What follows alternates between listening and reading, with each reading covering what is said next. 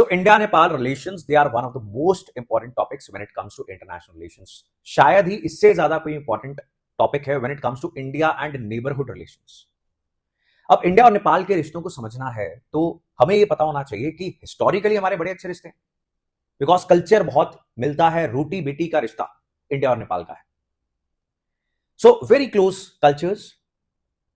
But recently what has happened कि China की बढ़ती हुई influence because of the deep pockets, जो पैसा चाइना के पास है, इकोनॉमिक ग्रोथ उसने की है, इंफ्रास्ट्रक्चर बनवा के देता है, एंड फिर कुछ पॉलिटिकल फैक्शंस उन्होंने एंटी इंडिया जो प्लेटफॉर्म था उसका इस्तेमाल करना स्टार्ट कर दिया कि इंडिया तो हमारे ऊपर हुकूमत करना चाहता है, हेजमनी करता है और अपना दबदबा हमारे ऊपर बना के रखना चाहता है. और उन लोगों ने, उन पॉलिटिकल पार्टीज ने एंटी इंडिया प्लेटफॉर्म को और स्ट्रॉन्ग करने के लिए चाइना की सपोर्ट लेनी स्टार्ट कर दी.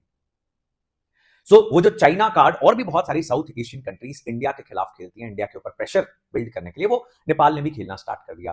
और जो ओल्ड गार्ड था, जो पुराने सारे पॉलिटिशियंस थे, उनको शॉक मिला जब जेनजी प्रोटेस्ट होने स्टार्ट हो गए. जेनजी वो निकले सड़कों के ऊपर, उन्होंने मंत्री, प्रधानमंत्री, फॉर्मर प्राइम मिनिस्टर सब पीटने स्टार्ट कर दिए बुरे तरीके से. कुछ मर भी गए.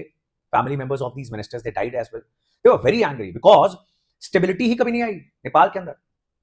सारे के सारे पॉलिटिशियंस पावर में कैसे आना है इसके लिए जोड़ तोड़, चार लोग उठ के इसके साथ अलायंस करके पार्टी जोड़ रहे हैं और सरकार चला रहे हैं. साल बाद फिर दूसरा प्रधानमंत्री आएगा, फिर 6 महीने बाद. And people of Nepal are like, when are you going to do governance? नौकरियां कब दोगे? नेपाल की इकोनॉमिक ग्रोथ कब करोगे? जेनजी इतना भड़क गया. और उसके बाद अब ये नए प्रधानमंत्री आए हैं, Balendra Shah. He was a rapper. He is just 35 years old. He is going to become the Prime Minister of Nepal now, and this is going to be a defining moment for India and Nepal relations. ये opportunity है India के पास अपने रिश्ते बहुत अच्छे करने की और चाइनीज इन्फ्लुएंस जो है उसको बाहर धकेलने की.